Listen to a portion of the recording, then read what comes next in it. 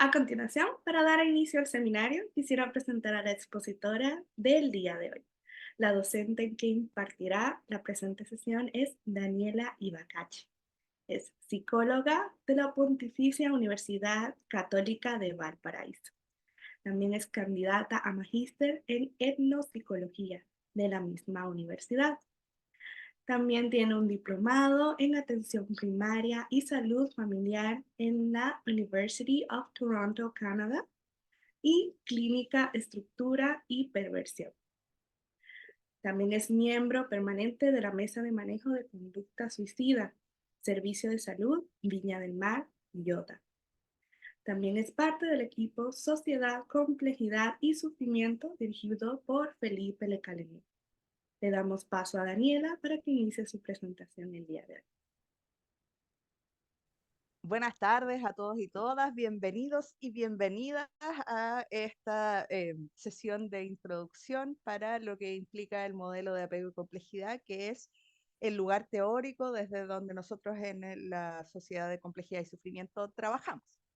Estoy sorprendida y muy contenta de ver tanto interés por este modelo y también estoy muy sorprendida de tener personas de tantos lugares distintos. Eso siempre hace que la discusión sea mucho más enriquecedora y además que debo confesar que a mí me encanta escuchar esos acentos tan musicales de otros lugares de este planeta.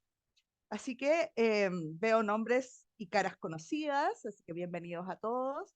Y como bien me presentó Carla, mi nombre es Daniela, soy psicóloga y participo con Felipe en el equipo de la Sociedad de Apego y Complejidad, o sea, antiguo Apego y Complejidad, ahora Sociedad de Complejidad y Sufrimiento. Así que no les voy a quitar mucho tiempo más, solo decirle a Carla que de verdad que me sorprendió con esta modernidad de que su cara apareciera en medio de la presentación. Eso es nuevo para mí, así que qué bueno que cada vez estemos más modernos con las plataformas para estos seminarios. Vamos, como decía Carla, a comenzar con la presentación que yo tengo para ustedes, luego vamos a abrir un bloque de preguntas y finalmente el tan anhelado sorteo. Así que quédense hasta el final porque el que no está se va al agua. Y sin quitarles más tiempo de esta presentación, vamos a compartir pantalla. Yo no los veo durante la presentación, así que si tienen preguntas o comentarios, pueden irlos poniendo en el chat y luego Carla me ayuda con eso cuando sea el momento de las preguntas. Entonces, lo que vamos a hacer hoy día es revisar algunos elementos fundamentales que tienen que ver con este modelo teórico que da soporte a todas las metodologías de intervención que trabajamos en el equipo. Entonces, ustedes ahí ven muchos de los libros que ha publicado Felipe y que hemos hecho con el equipo, donde vamos plasmando esta manera de mirar el sufrimiento y la complejidad humana, ¿no? Entonces tenemos los manuales del Amar Trauma, ¿no? Los Amar, el trauma oculto, el volver a mirar y el último que es el universo maravilloso. Se los puse aquí porque el MAC o el modelo de apego y complejidad no tiene un libro en sí mismo todavía, ¿no? Pero lo que vamos a trabajar hoy, que son estos sustentos teóricos, están inmersos o le dan contexto a todas las intervenciones que hacemos. Entonces nos pusimos creativos y yo les traje algunas citas que me parecieron interesantes para partir, dando un poco poniendo el piso de lo que es el modelo teórico, ¿no? Este es un modelo que está construido, bueno, se llama modelo de apego y complejidad, por lo tanto tiene que ver con los vínculos que nosotros los seres humanos, como seres ultrasociales que somos, vamos construyendo y van articulando y van armando la arquitectura de lo que vamos a hacer como personas. Pero también tiene elementos de otras líneas teóricas y de otras disciplinas, ¿no? Porque la teoría de los sistemas complejos es una teoría que es transversal a muchas disciplinas del conocimiento. Entonces, todos los desarrollos teóricos vamos a tener elementos de las matemáticas, de la biología, de la filosofía, de la física, que van a estar ahí metiéndose bajo esta lógica de mirar al ser humano como un sistema complejo. Entonces, la primera de Daniel Kahneman dice, somos incapaces de desentrañar la complejidad del mundo. Así que nos contamos un cuento simplificador para poder decidir y reducir la ansiedad que nos crea que sea incomprensible e imprevisible. Aquí hay algunos elementos que son muy importantes de tomar en cuenta cuando pensamos en esta teoría. Lo primero es que nosotros tenemos una narrativa de nosotros y del mundo, pero esa narrativa tiene una función.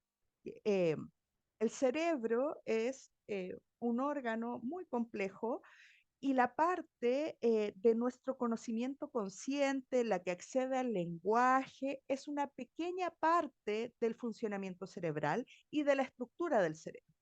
Muchas veces creemos que lo que nos hace humanos y lo que nos representa mejor es aquella narrativa o aquellas palabras que podemos construir para decirnos y para decir aquello que está pasando con nosotros.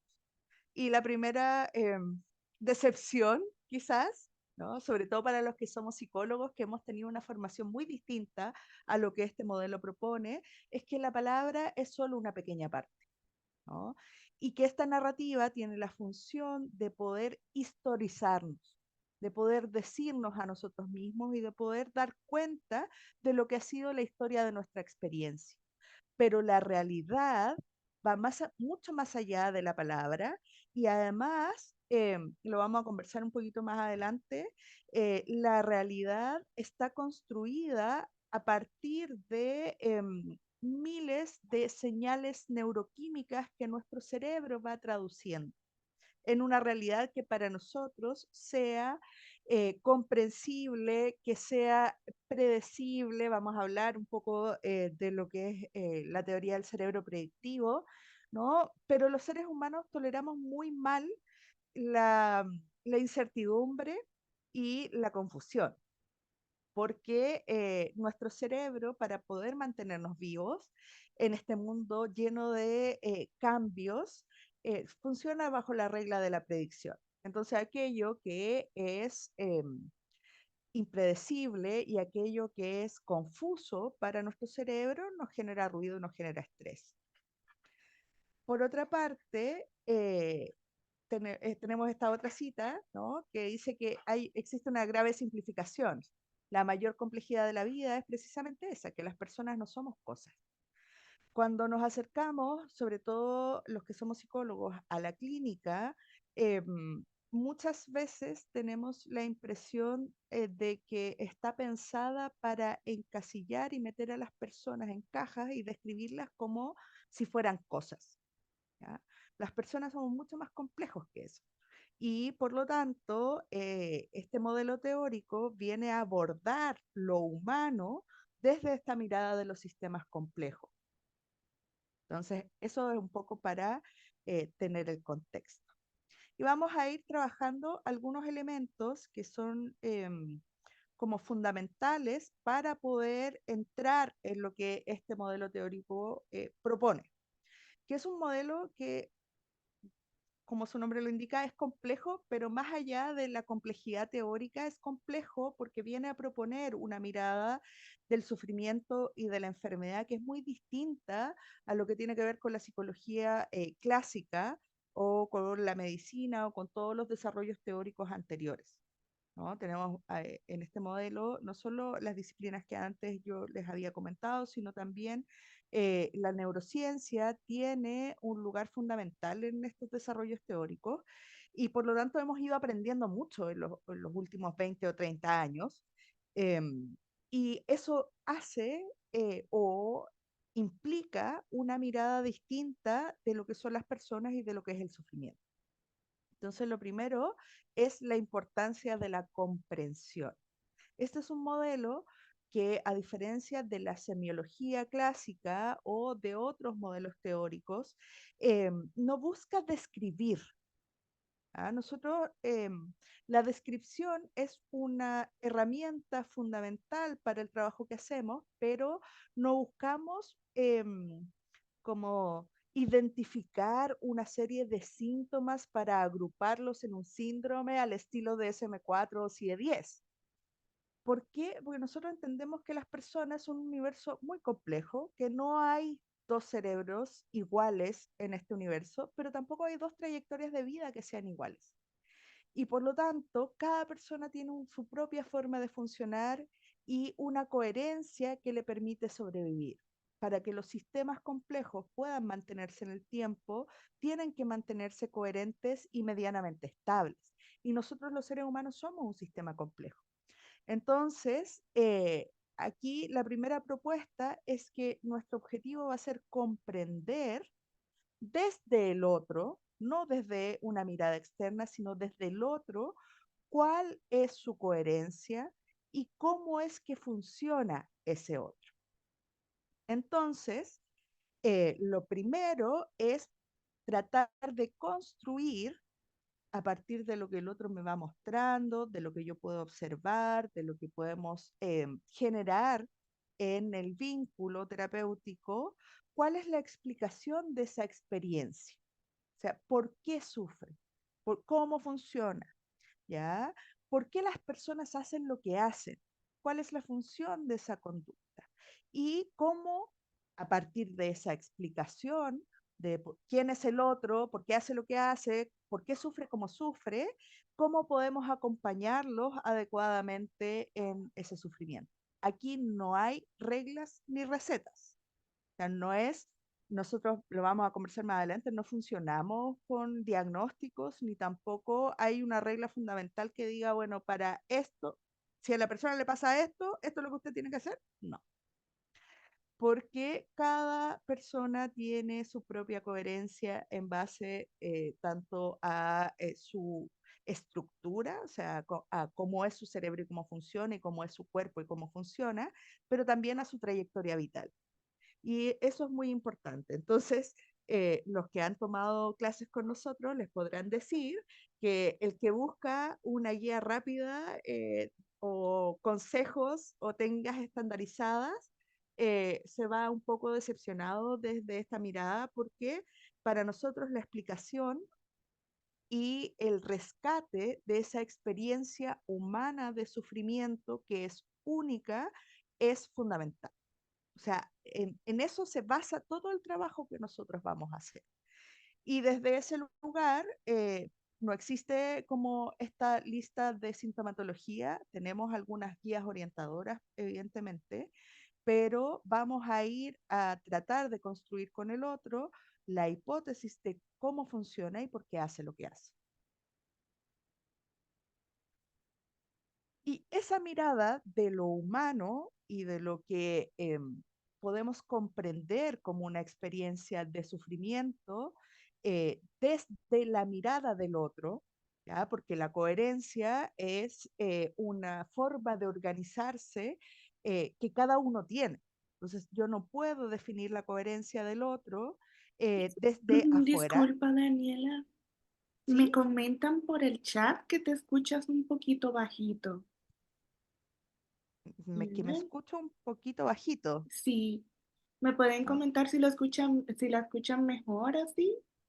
Hola. A ver. vamos a Sí, subirle ahora. un, un poquito igual el volumen a mi micrófono. No sé si ya me escuchan mejor. Ok, ya están comentando que se escucha súper bien. Perfecto. Muchas gracias, Daniela, y disculpa. No hay problema. Perfecto. Volvemos entonces a la presentación. Entonces, como íbamos conversando, o más bien yo les iba diciendo, luego vamos a conversar, ¿no? Esta mirada de rescate de la experiencia del otro y sobre todo de la experiencia de sufrimiento implica tener un concepto que es como la roca fundamental, la primera piedra, vamos a decir, de esta construcción teórica que es el respeto. ¿Ya? El respeto genuino por la experiencia del otro, que es en el fondo la base de todos los vínculos saludables, pero particularmente en esta mirada cuando pensamos que nosotros trabajamos con el sufrimiento del otro. ¿Ya? Y por lo tanto, ¿qué implica este respeto genuino implica que yo voy a tratar de comprender desprejuiciadamente, sin hacer juicios de valor. En este modelo no existe ni lo positivo ni lo negativo, no existe como lo más valioso o lo menos valioso. Esas categorías que son más bien morales están fuera de lo que es la epistemología de este modelo, porque entendemos que como todo sistema complejo, todo lo que hace un ser humano, todo lo que hace el cuerpo de esa persona, todo lo que hace el cerebro, tiene un sentido para lograr el único objetivo que tiene la vida en los sistemas complejos, que es seguir viviendo. Y en la medida en que las conductas y las formas, los vínculos y las formas de funcionar de los sistemas complejos les permiten seguir viviendo, son adaptativas. ¿Ya? Entonces, eso es otro elemento muy importante a considerar cuando entran en este modelo teórico, que es que para nosotros no hay conductas que sean mejores o peores, no hay conductas positivas o negativas, no hay emociones positivas o negativas. Toda la conducta y las emociones, todo lo que emerge de esta organización compleja tiene una función y nos ayuda a seguir viviendo y por lo tanto es adaptativa. Muchas de esas categorías, incluyendo las categorías diagnósticas, vienen desde el afuera. Y por eso es que desde afuera podemos clasificarlas entre lo que parece más funcional o disfuncional a una estructura mayor, como puede ser la sociedad, la escuela, la familia, etcétera. Pero para esa persona, en su propia organización y bajo su propia coherencia, esa conducta es funcional. Y eso es lo que nosotros tratamos de rescatar y eso es como el trasfondo de este genuino respeto.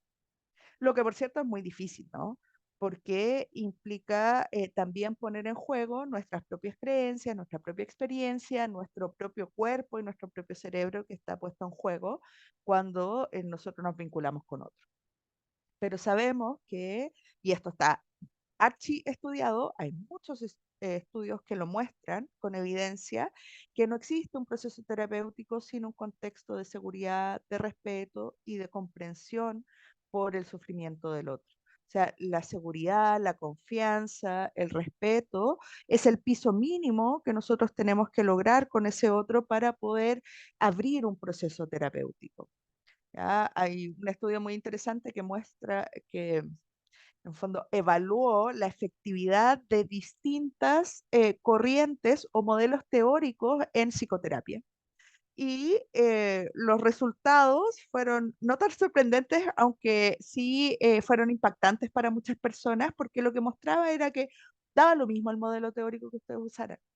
Porque lo más importante para tener resultados en un proceso terapéutico era la persona del terapeuta, eh, era el vínculo con el otro, que es como dicen por ahí, como dice una colega amiga, el vínculo repara el vínculo, ¿no? Nosotros no usamos el concepto de reparar en verdad, porque nosotros creemos que en la medida en que ese ser humano sigue viviendo, entonces todo lo que le ha pasado, ha vivido y lo que ha hecho está bien, por decirlo de alguna manera.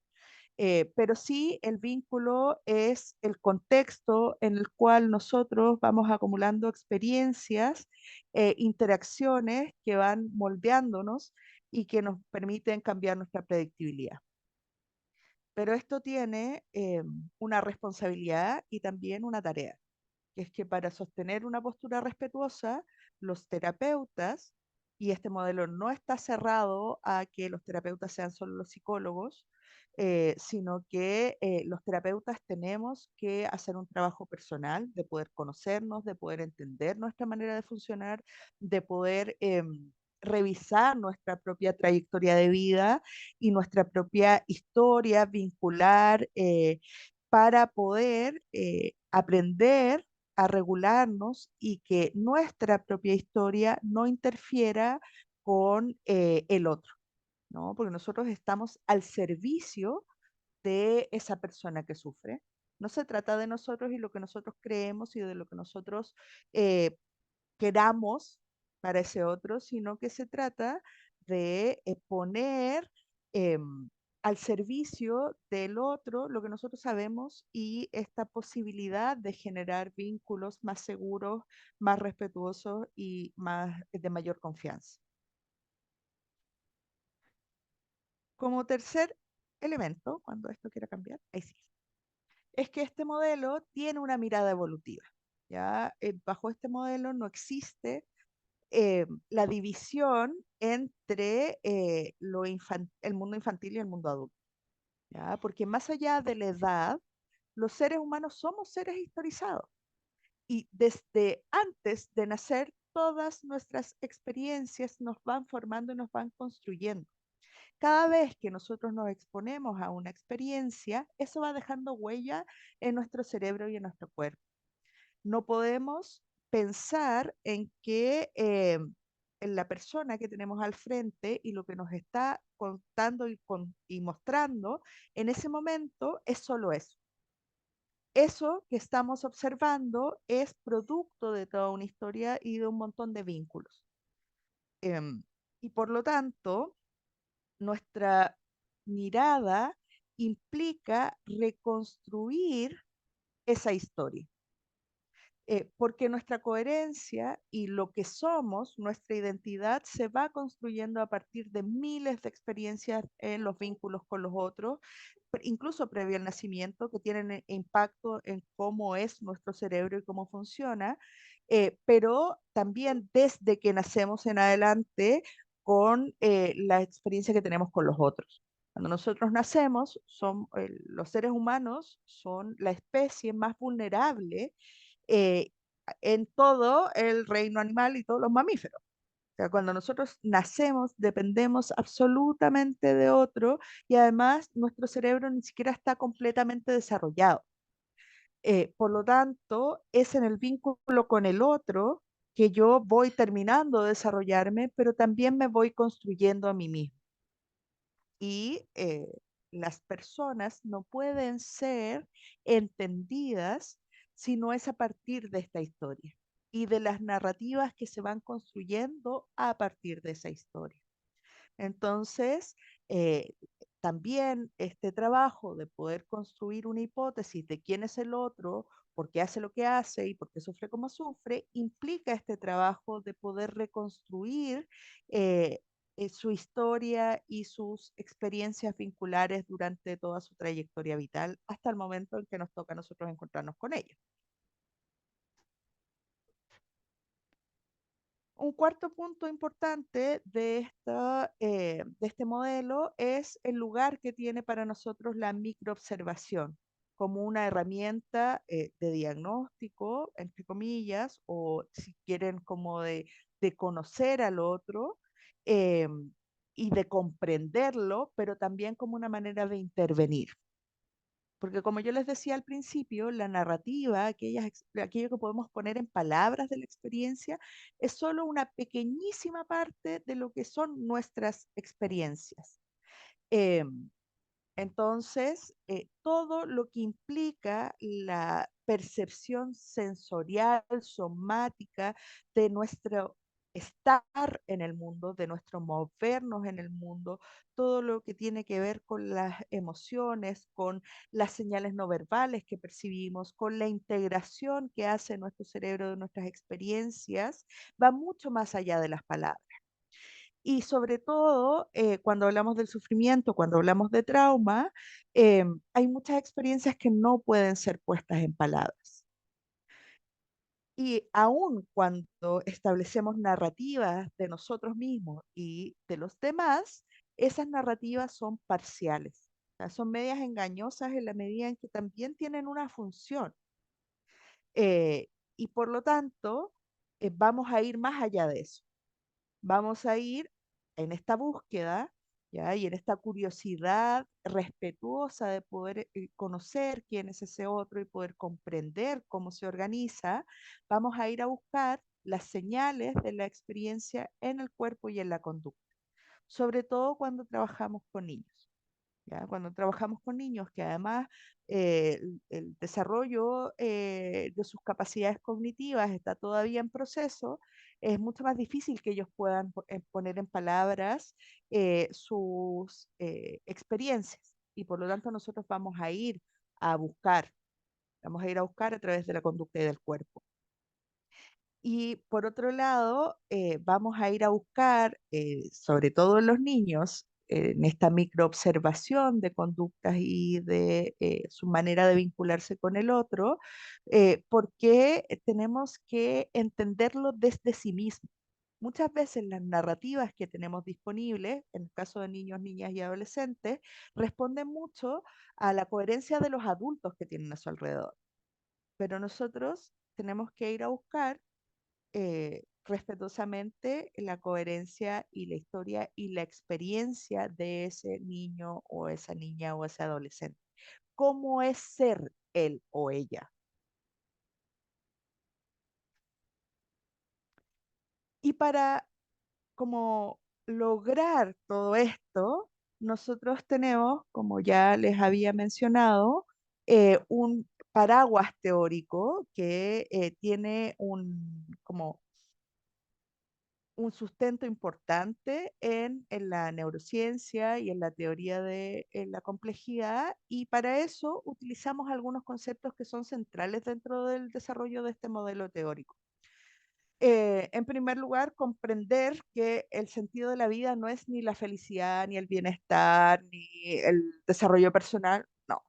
En los sistemas complejos, esa es como una mirada bien como inocente y súper bien intencionada muchas veces, pero en realidad los sistemas complejos, como los seres humanos, lo que buscan es mantenerse vivos y buscan mantenerse vivos con la dificultad de estar inserto en un medio o en un ambiente muy fluido y cambiante, porque está lleno de personas. Y en la medida en que cada persona es un sistema complejo, cada persona tiene su propia coherencia y también va cambiando en el tiempo. Entonces, nosotros vivimos en un mundo social que es complejo, estresante y donde lo más estable es el cambio. También tiene un lugar fundamental en este desarrollo teórico lo que es la teoría del cerebro predictivo. Es decir, que esa coherencia tiene ciertas reglas organizativas propias del funcionamiento cerebral que implican que, en primer lugar, el cerebro es un órgano muy complejo, está lleno de miles de millones de conexiones y de neuronas y de em, como, sí, conexiones entre distintas partes, entre distintos sistemas, pero no solo son conexiones en términos como eléctricos, ¿no? Sino que también tienen miles de señales neuroquímicas que van complejizando aún más su funcionamiento y requiere de mucha energía. Y la realidad externa también es un ambiente muy impredecible, lleno de cambios, y por lo tanto la información que recibimos en nuestro cerebro es caótica, ¿ya? Señales lumínicas, señales auditivas, ondas, todo esto que llega a cada segundo a nuestro cerebro. Y nuestro cerebro es esta máquina increíble que lo que hace es transformar toda esta información que recibe a través del cuerpo y los sentidos, porque el cerebro está encerrado dentro del cráneo, no tiene acceso a la realidad externa. Entonces recibe toda esta información y la organiza y la ordena en una forma coherente de comprender la realidad y una forma predecible. Entonces nosotros tenemos un modelo en base a todo lo que han sido nuestras experiencias previas y nuestros vínculos de cómo somos nosotros mismos, cómo es el otro y cómo es el mundo. Y estamos todo el tiempo funcionando y construimos una realidad que nos permita mantenernos con esta idea de mundo. Todo lo que no se ajuste a nuestro modelo de cómo funciona el mundo o a nuestros patrones predictivos, como decimos nosotros, es codificado por el cerebro como error. ¿Ya? Entonces, esta es una idea muy importante dentro del desarrollo teórico para el abordaje clínico, porque nos permite entender por qué las personas funcionan como funcionan. ¿ya? De pronto, cuando tenemos experiencias de sufrimiento que se mantienen en el tiempo o que nos conmueven a nosotros como terapeutas o que nos parecen incomprensibles desde la afuera, eh, encuentran su lógica en la coherencia de ese sistema a partir de sus patrones predictivos, ¿no? Entonces, esto es un poco el cimiento o uno de los conceptos más importantes que vamos a desarrollar en esta teoría. Y tenemos algunas, como le gusta decir a mi colega Felipe, herramientas heurísticas que nos permiten comprender cómo funcionan los seres humanos y entonces trabajamos con el concepto de atractor, ¿ya? Como aquel estado más estable de nosotros mismos que se construye a partir de miles de experiencias de cuidado en nuestros vínculos tempranos, que nos va a dar la manera en que nosotros nos sentimos en nuestro cuerpo, la manera en que nosotros estamos en el mundo y va a dar nuestra identidad más primaria. Trabajamos con el concepto de predictibilidad como aquello que hemos aprendido a partir de nuestras experiencias, que es funcionar en el mundo, ¿no? Que es coherente con este atractor. Y cómo estas dos, el atractor es, nosotros le llamamos el atractor somático sensorial porque es un estado base, es algo que se vive en el cuerpo y que es muy difícil de poner en palabras porque cada uno se siente a su manera. ¿No? Nosotros hacemos hipótesis y tratamos de buscar un lenguaje en común para poder entender el atractor del otro. Y para eso tenemos nosotros algunas herramientas teóricas que nos permiten como tratar de entender cómo funciona el otro, que le llamamos el Big Bang del bebé, ¿no? Con algunas categorías que nos permiten acercarnos a esa experiencia de atractor. Y se llama atractor porque organiza toda nuestra vida así. Luego está como este modelo de mundo, nuestros patrones predictivos, que es cómo nosotros, cómo nuestro cerebro eh, cree que funciona el mundo. Y estos dos elementos son siempre coherentes, ¿no? Nuestra predictibilidad es coherente con nuestro tractor y nuestro tractor le da soporte a la predictibilidad, por lo tanto, también es coherente. Entonces, a partir de todos estos elementos que yo les he ido señalando de manera muy introductoria, es que están los principios del modelo de apego y complejidad.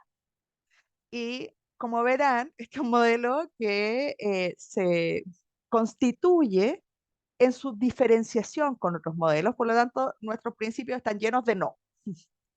En este modelo no hay clasificaciones, ¿no? No hay conductas, ya les decía, mejores y peores, no hay conductas que son favorables o desfavorables, no hay conductas positivas o negativas, no existe la clasificación. Nosotros usamos solo algunas clasificaciones y con mucho cuidado para ayudarnos a entender, pero aquí no hay blanco o negro. Los seres humanos somos demasiado complejos para poder ser encasillados. Y por lo tanto, no hay criterios normativos externos. Es decir, yo no puedo definir desde afuera qué es lo enfermo o lo sano, ¿ya? No puedo definir desde afuera qué es lo eh, deseable o no deseable, lo bueno o lo malo, ¿ya? Nosotros vamos a ir a buscar la coherencia de ese sistema, de esa organización, y por lo tanto vamos a ir a rescatar esa experiencia humana de sufrimiento. Nosotros entendemos que si las personas llegan con nosotros es porque hay sufrimiento y entendemos que detrás de cada diagnóstico hay una experiencia de sufrimiento y un ser humano que requiere ser reconocido, validado, respetado en su totalidad. Y que también entender lo que le pasa solo desde un checklist de síntomas y una categoría que muchas veces viene a disminuir la ansiedad que nos provoca a los terapeutas y a los profesionales el no saber o no entender lo que le pasa al otro, atenta contra el genuino respeto de la humanidad del otro. Por lo tanto, en este modelo no hay psicopatología. Tampoco buscamos corregir la conducta del paciente o arreglarlo o repararlo, porque entendemos que si el otro se mantiene vivo hasta este punto es porque todo lo que ha hecho, sentido, pensado, funcionó, ¿no? Cumplió su función, que es mantenernos vivos. Tampoco usamos pautas, ni test, ni nada de eso para el psicodiagnóstico, sino que nuestra herramienta de diagnóstico, o más bien de conocimiento del otro, es la microobservación. Por eso es que en este modelo eh, nos entrenamos muchísimo en poder observar las conductas del otro, pero hablamos de la microobservación porque es una observación que va segundo a segundo. El cerebro procesa información en ventanas de 1 a 3 segundos. Entonces, cuando nosotros estamos trabajando, por ejemplo, con un niño y yo quiero tratar de imaginar qué es ser Juanito, tengo que ver cómo es cómo percibe Juanito su realidad, ¿no? Y el cerebro de Juanito funciona en estas ventanas de 1 a 3 segundos. Muchas de las señales más importantes o de las cosas fundamentales que nos van a dar luces acerca de cómo funciona el otro pasan en esos espacios de 1 a 3 segundos. Entonces, y al ojo desnudo, digamos, se nos pasan, ¿no? Entonces, tenemos que entrenarnos para poder adquirir esa habilidad que vamos perdiendo de poder observar en esos espacios de 1 a 3 segundos y a partir de ello ir detectando las señales que nos pueden dar explicaciones o ayudarnos a generar esta hipótesis de quién es el otro y por qué funciona como funciona. Y desde esta mirada evolutiva, como ya les había señalado, no hay una división entre la clínica adulta e infantil.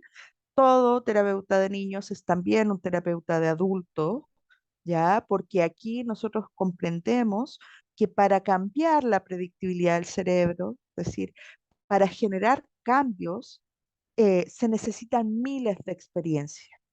¿Ya? El cerebro va a insistir en volver a aquellos patrones que ya tiene elaborados, porque es la manera en que funciona en el mundo. Entonces, nosotros tenemos que, el cambio proviene de cambiar la predictibilidad y por lo tanto hacer las cosas de manera distinta.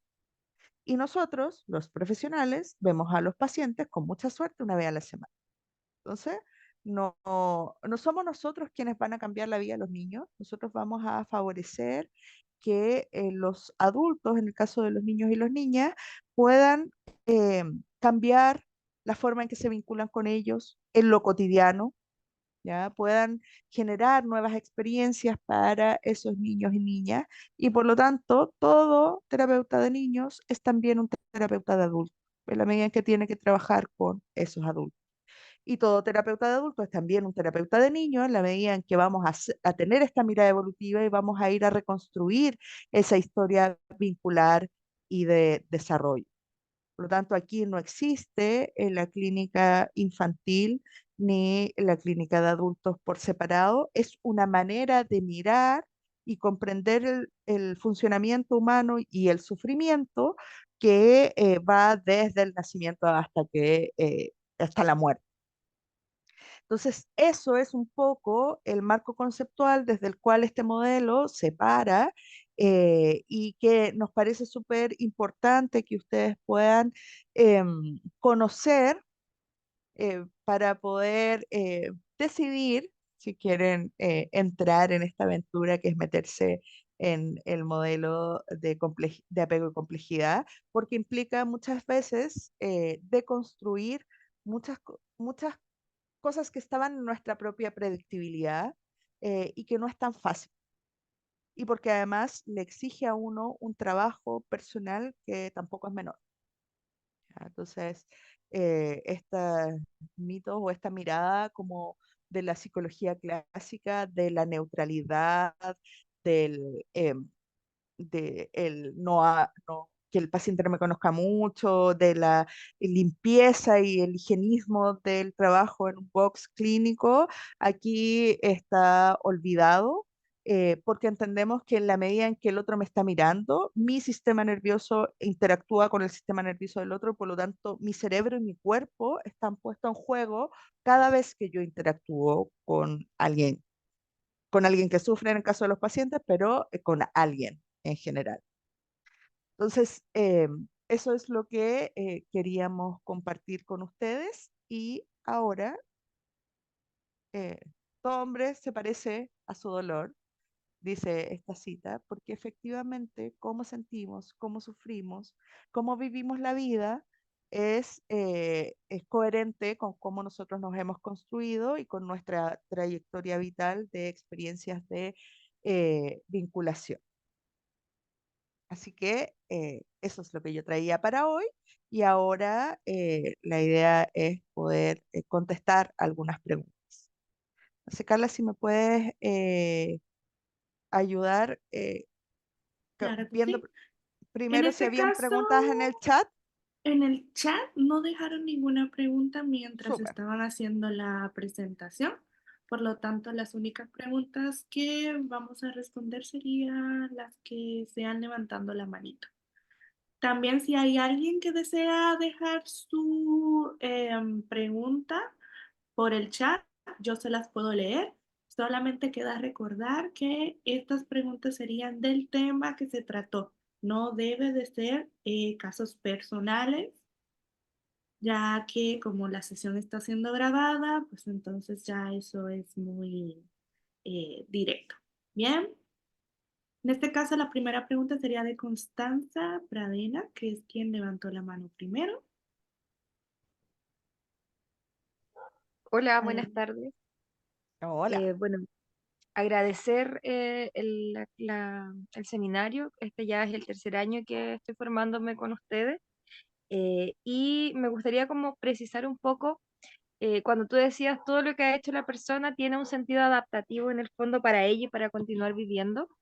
Me gustaría como que pudieras como clarificar cuál es el sentido de la terapia entonces, o del proceso terapéutico, el acompañar a esta persona cuando decide cómo iniciar un proceso.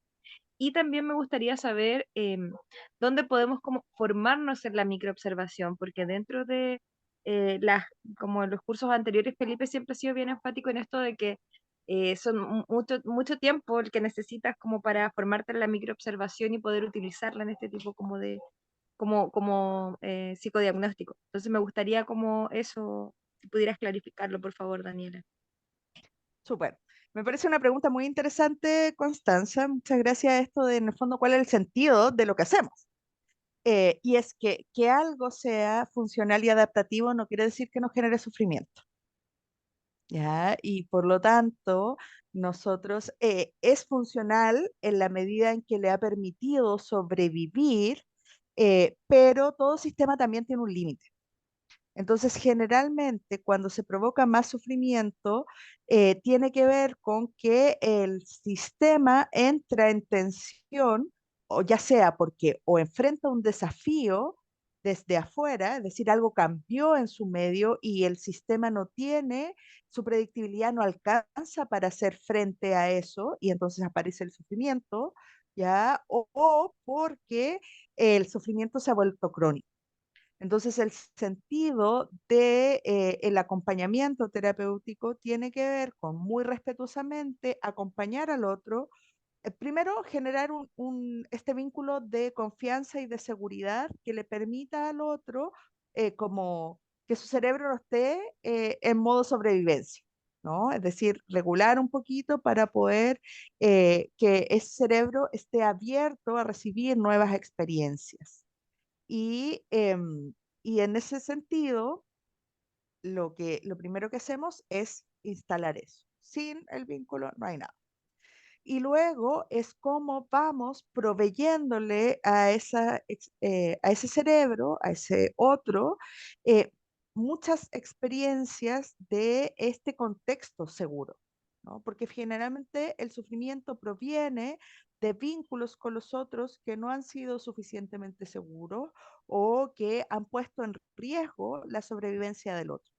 Y ese otro ha adoptado o ha hecho los ajustes necesarios para poder sobrevivir en ese ambiente.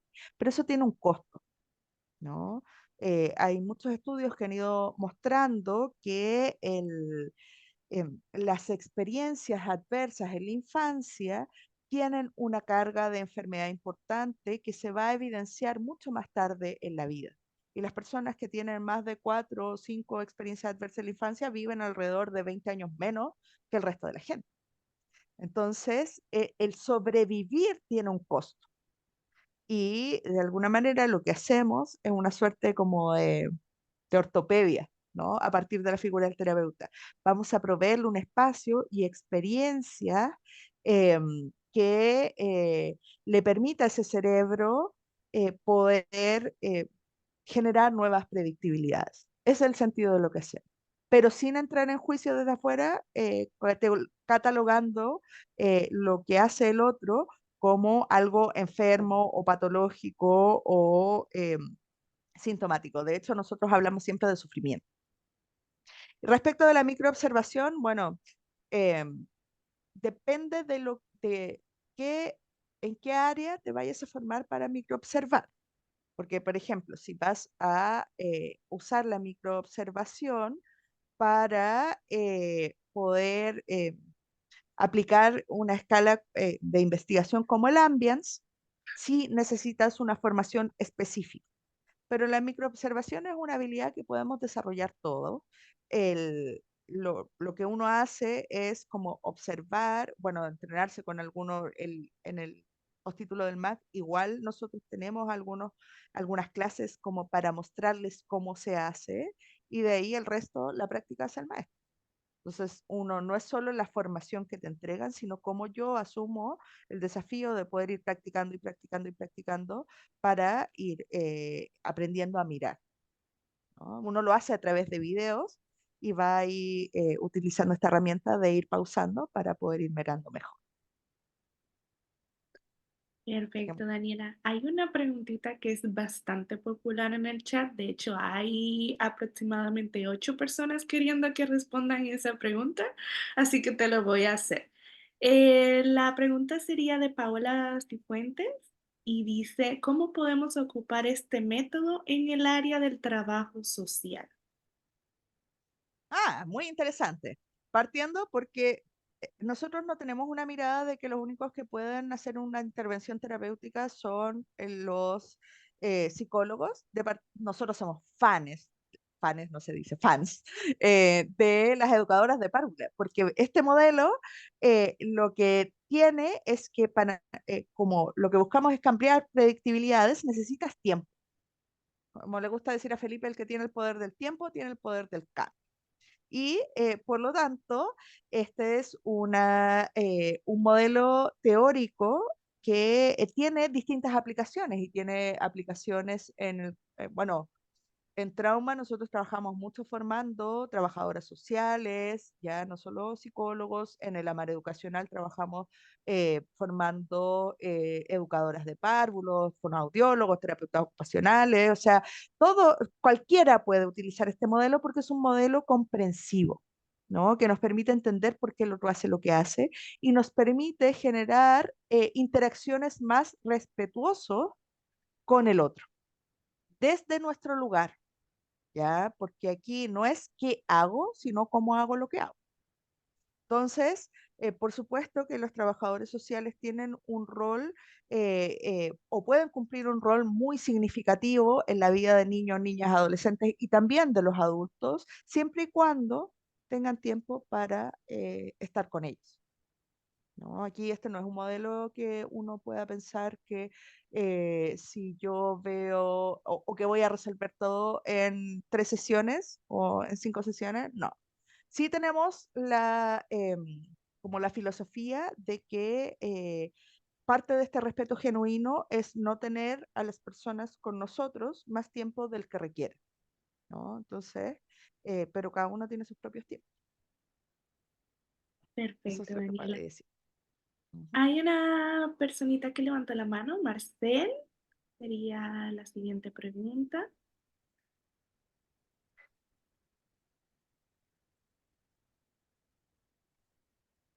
Marcel, ¿estás por ahí?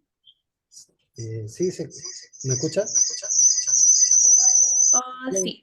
En este caso tiene que, se escucha un sonido, Sí, se tiene que bajar un poquito porque estamos escuchando el feedback de la...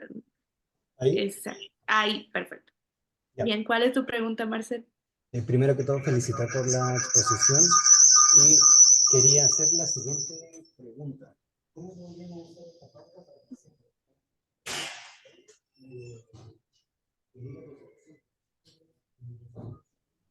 Disculpa, Marcel, no te Marcel. escuchamos No te nada. escuchamos.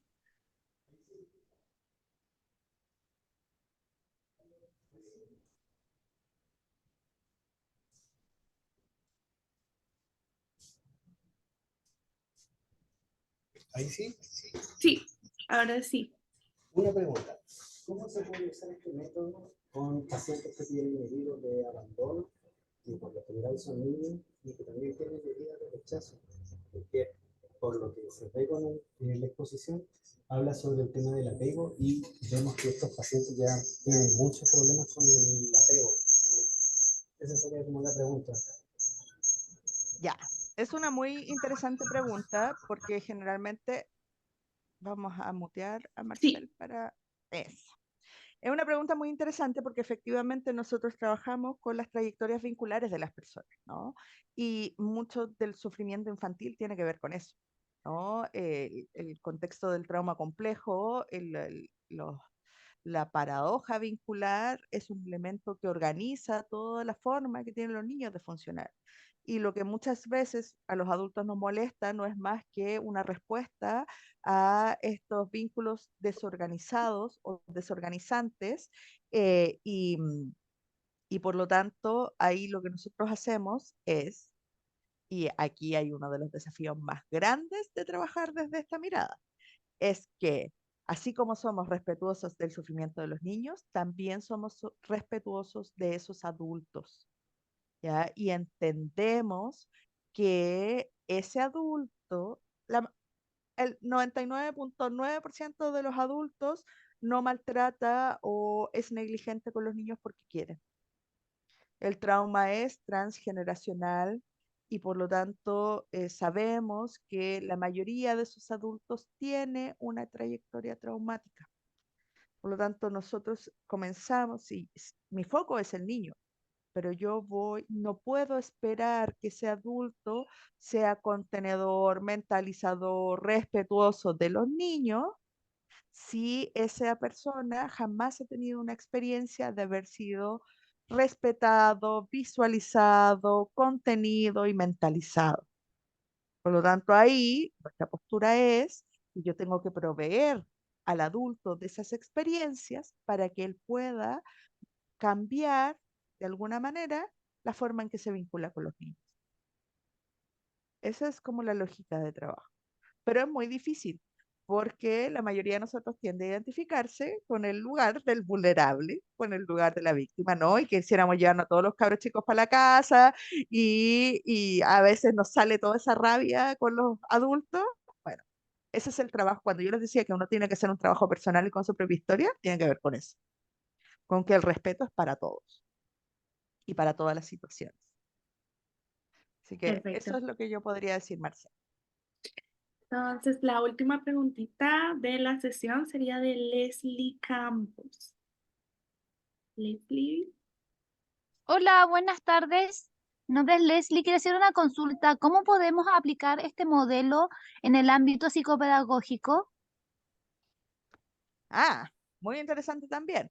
Este es un modelo que te va a permitir una mirada de cómo funcionan los seres humanos, ¿no? De cómo se organizan y cómo se mueven en el mundo, por qué hacen lo que hacen y por qué hacen lo que hacen no solo desde lo que clásicamente consideramos lo sintomático, sino que cómo funciona el cerebro, cómo funcionamos nosotros cuando estamos estresados, cuando estamos cansados, etc.